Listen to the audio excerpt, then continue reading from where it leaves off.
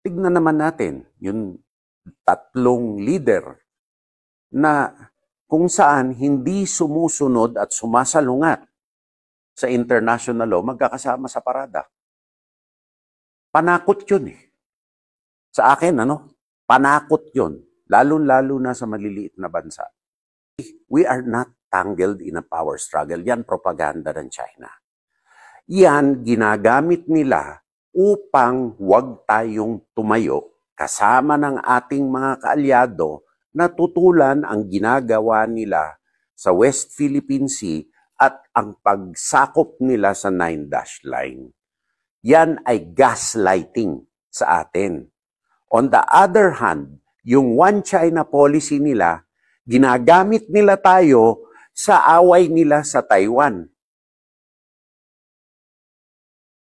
Hindi ba, sa akin, although si Juan de la Cruz, siyempre, hindi natin masisisi ang ating mga kababayan dahil nagtatrabaho yan, may ibang ginagawa.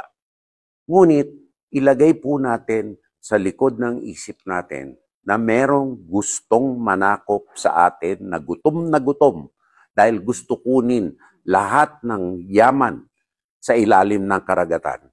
Hindi lang sa West Philippine Sea, kung hindi kahit sa Pacific. Let's keep the focus where the focus belongs, which is right here.